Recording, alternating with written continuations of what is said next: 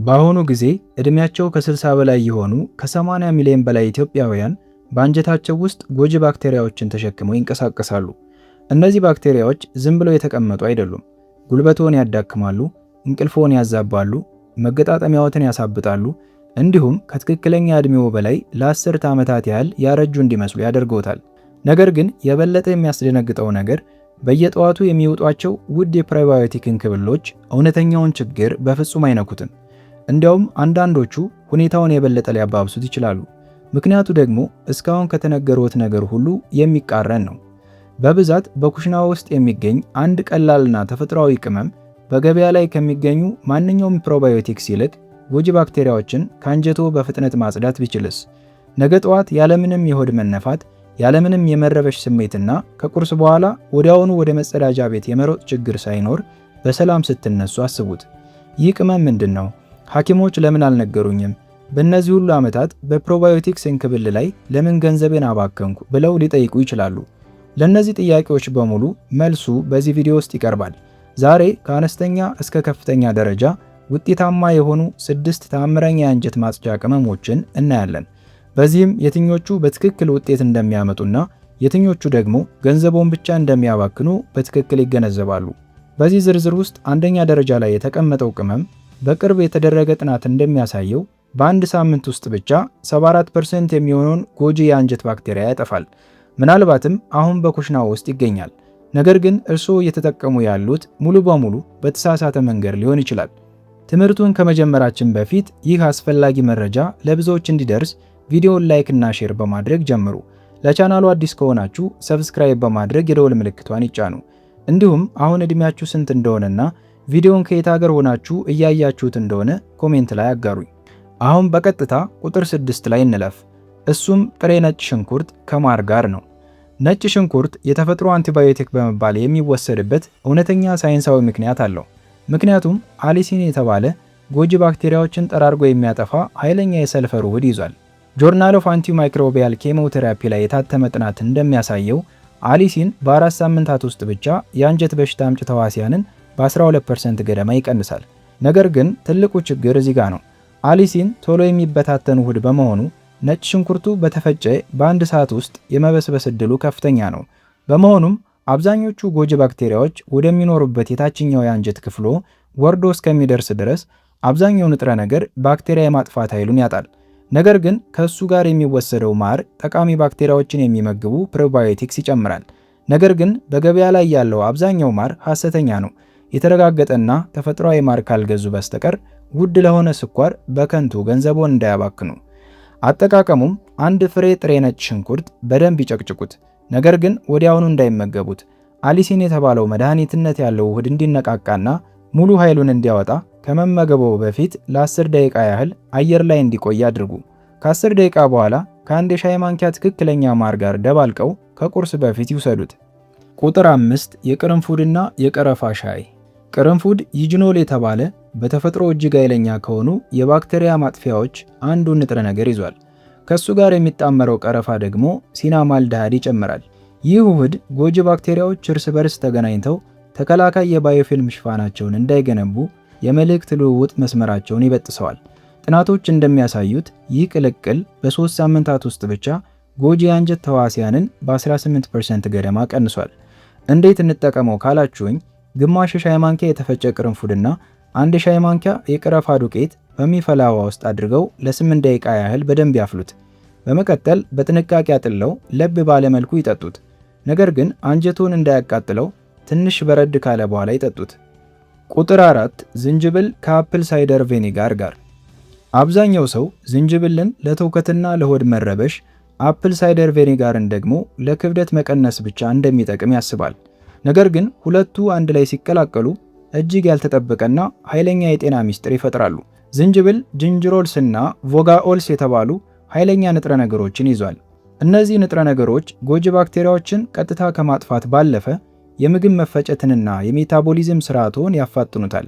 በዚህም ጎጂ ባክቴሪያዎች በአንጀቶ ግድግዳ ላይ ተጣብቀው የመራባት ዕድል ሳያገኙ በፍጥነት ከሰውነቶ ጠራርገው እንዲወጡ ያደርጋሉ። በሌላ በኩል የአፕል ሳይደር ቬኒጋር የሆድዎን የአሲድ መጠን ወይም ፒኤች በመቀነስ አንጀቶን ለጎጂ ተዋሲያን በፍጹም የማይመችና የሚያቃጥል ቦታ ያደርገዋል። ኢሮፒያን ጆርናል ኦፍ ኒውትሪሽን ላይ የታተመ ጥናት እንደሚያሳየው ይህ ውህድ በሽታ አምጪ የአንጀት ባክቴሪያዎችን በ26% ሲቀንስ የምግብ መፈጨት አቅምን ደግሞ በ31% አሻሽሏል። ውጤቱም በሳምንታት ውስጥ መታየት ይጀምራል።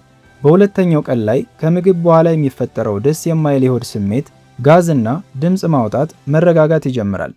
አጠቃቀሙ በአንድ የሻይ ማንኪያ አፕል ሳይደር ቬኒጋር ላይ በትንሹ የተፈቀፈቀ 1 ኢንች ያህል ፍሬሽ ዝንጅብልና 1 ብርጭቆ ሞቅ ያለ ውሃ አደባልቀው ያዘጋጁ። ቁርስ ወይም ምሳ ላይ ምግቦን ከመመገቦ 20 ደቂቃ በፊት ይጠጡት። ጣዕሙ በመጀመሪያ አካባቢ ይኮመጥጣል፣ ነገር ግን በሶስተኛው ቀን ሙሉ በሙሉ ይለምዱታል። ቁጥር 3 እርድ ከቁንዶ በርበሬና ከኮኮናት ዘይት ጋር። እርድ ከ10 ዓመታት በፊት በከፍተኛ ደረጃ ተወዳጅነትን አግኝቶ ነበር። እንደ እውነቱ ከሆነ ግን አብዛኞቹ አባባሎች ማስረጃ የሌላቸው ባዶ ወሬዎች ነበሩ። ለምሳሌ የእርድ ወተት ካንሰርን ያድናል የሚሉ ማስረጃ የሌላቸው ወሬዎች እውነታ የላቸውም። ነገር ግን የጎጂ የአንጀት ባክቴሪያዎችን በማጥፋትና ባዮፊልም የተባለውን ተከላካይ ሽፋናቸውን በመሰባበር በኩል ሳይንሳዊ እውነታው ሙሉ በሙሉ ተረጋግጧል። እርድ ኩርኩሚን የተባለ አስደናቂ ንጥረ ነገር ይዟል።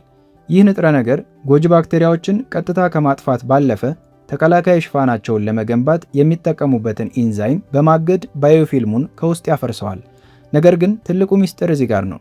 ኩርኩሚን በራሱ ብቻ ከተወሰደ ሙሉ በሙሉ በሚባል ደረጃ ምንም ጥቅም የለውም። ምክንያቱም ሰውነቶ ከ3% ያነሰ መጠኑን ብቻ ነው የመምጠጥ አቅም ያለው። ቁንዶ በርበሬ የሚያስፈልገው ለዚህ ነው።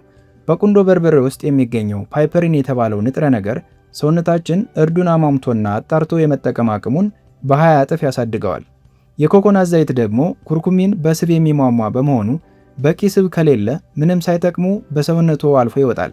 የቅርብ ጥናት እንደሚያሳየው በዚህ መንገድ በትክክል የተዘጋጀ ኩርኩሚን በ4 ሳምንታት ውስጥ ብቻ የባክቴሪያ ባዮፊልም ውፍረትን በ38% ቀንሷል። እንዲሁም ጤናማ የአንጀት ባክቴሪያዎችን ስብስብ በ41% አሻሽሏል። እንዴት እንጠቀመው ካላችሁኝ፣ አንድ የሻይ ማንኪያ የተፈጨ እርድ፣ 1/4ኛ የሻይ ማንኪያ የተፈጨ ቁንዶ በርበሬና 1 የሻይ ማንኪያ የኮኮናት ዘይት አድርገው ያደባልቁት። በየጠዋቱ ሞቅ ካለ ውሃ ጋር ይውሰዱት። ቁጥር 2 ላይ የምናገኘው ጥቁር አዝሙድና የዝንጅብል ሻይ ነው። ጥቁር አዝሙድ ከጥንት ጀምሮ ለብዙ ህመሞች መፍትሄ በመሆን የሚታወቅ ተፈጥሯዊ መድኃኒት ነው። በጥቁር አዝሙድ ውስጥ የሚገኘው ታይሞኪኖን የተባለው ኃይለኛ ንጥረ ነገር ባክቴሪያ የማጥፋት አቅሙን በሚመለከት ከማንኛውም አንጀት የሚያድሱ ቅመሞች በላይ ያደርገዋል። ይህ ውህድ ጎጂ ባክቴሪያዎችን ዝም ብሎ ከማጥፋት ባለፈ ኤኤምፒኬ የተባለውን የሰውነት ኢንዛይም በማንቃት የአንጀቱን አካባቢ በህዋስ ደረጃ እንደገና ያስተካክላል። ይህ ኢንዛይም ጎጂ ባክቴሪያዎች ለመኖር የሚያስፈልጋቸውን ግሉኮስ ወይም ስኳር በመንሳት ሲያስቸግራቸው፣ በተመሳሳይ ጊዜ ለሰውነታችን ጥሩ የሆኑ ባክቴሪያዎችን ይመግባቸዋል። ይህንን ከፍሬሽ ዝንጅብል ጋር ሲቀላቅሉት እውነተኛ የአንጀት መፈወሻ ውህድ ይፈጥራሉ። ሳይንሳዊ ጥናቶች እንደሚያሳዩት በጥቁር አዝሙድ ውስጥ የሚገኙት ንቁ ንጥረ ነገሮች በ6 ሳምንታት ውስጥ ብቻ ጎጂ የአንጀት ባክቴሪያዎችን በ47% ይቀንሳሉ። እንዲሁም የአንጀት ግድግዳ ተከላካይነትን በ52% ያሻሽላሉ። አጠቃቀሙም 1 ሻይ ማንኪያ የተፈጨ ጥቁር አዝሙድና 1 ኢንች የተከተፈ ፍሬሽ ዝንጅብል በ2 ብርጭቆ ውሃ ውስጥ ለ15 ደቂቃ ያፍሉት። ከዛም በጥንቃቄ ካጠለሉት በኋላ ጠዋትና ማታ 1 ብርጭቆ ይጠጡ። እዚህ ጋር ግን ጥንቃቄ ማድረግ ያለባችሁ ነገር አፍልተው ካወጡት በኋላ ወዲያውኑ ይጠጡት። በጥቁር አዝሙድ ውስጥ ያሉት ተፈጥሯዊ ዘይቶችና ንጥረ ነገሮች አየር ላይ ሲቆዩ በፍጥነት ኃይላቸው ስለሚተን ነው። አንደኛ ደረጃ ላይ የምናገኘው የቀረፋ እርድና ቁንዶ በርበሬ ውህድ ነው።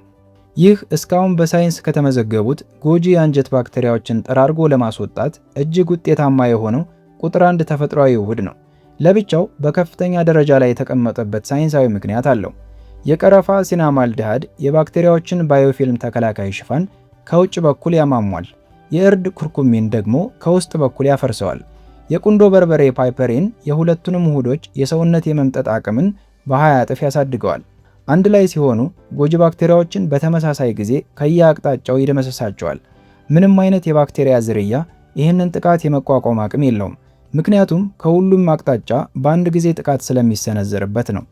ነገር ግን ይህንን ውህድ በትክክል ልዩ የሚያደርገው ጎጂዎችን ባክቴሪያዎች ማጥፋት ብቻ ሳይሆን አንጀቶን እንደገና የሚገነባ መሆኑ ነው። ጎጂ ባክቴሪያዎች ተጠራርገው ሲወጡ እነዚህ ውህዶች ለእኛ አስፈላጊ የሆኑትን የላክቶባሲለስ እና የቢፊዶ ባክቴሪየም የሚባሉትን የባክቴሪያ ዝርያዎች እንደገና ያፋጥናሉ። ጠላትን ማጥፋት ብቻ ሳይሆን አካባቢውን በወዳጅ ባክቴሪያዎች እየሞሉ ነው ማለት ነው። በቅርብ የወጣ ጥናት እንደሚያሳየው ይህንን የሶስት ቅመሞች ቅልቅል በየቀኑ ለ30 ቀናት የተጠቀሙ ሰዎች 74% የበሽታ አምጪ የአንጀት ባክቴሪያ መቀነስ፣ 58% የጠቃሚ ባክቴሪያዎች ስብስብ እድገት፣ 61% የአንጀት ግድግዳ ጥንካሬ መሻሻል እንዲሁም 43% የመላው ሰውነት እብጠትና ህመም ማርገብ አሳይተዋል። እንዴት እንጠቀመው ካላችሁኝ ግማሽ የሻይ ማንኪያ ቀረፋ፣ ግማሽ የሻይ ማንኪያ የተፈጨ እርድና 1/4 የሻይ ማንኪያ ፍሬሽ የተፈጨ ቁንዶ በርበሬ በአንድ ብርጭቆ ለብ ባለ ውሃ ውስጥ በጥብጡት። ግማሽ የሻይ ማንኪያ የኮኮናት ዘይት ወይም ንጹህ ቅቤ አደባልቀው ያዋሃዱት። ከዛም በየጠዋቱ በባዶ ሆድ ይጠጡት። የጤናችንና የህይወታችን ምስጢር የሚጀምረው ከአንጀታችን ነው። ውድ የሆኑ የፕሮባዮቲክስ እንክብሎችን ከመግዛት ይልቅ በኩሽናችን ውስጥ በሚገኙ ተፈጥሯዊ ቅመሞች አጠቃቀምና ሰዓት ላይ ትኩረት በማድረግ ብቻ ሙሉ ጤናችንን መመለስ እንችላለን። ይህንን የወርቃማ ማጽጃ ውህድ ከአሁኑ በመጀመር የአንጀቶውን ጤና ይመልሱ። ቪዲዮ ከተመቻችሁ ለወዳጅ ዘመዶ ሼር ማድረጉን እንዳይረሱ። በቀጣይ በሌላ ጠቃሚ የጤና መረጃ እስከምንገናኝ ጤና ይስጣችሁ። ቻው።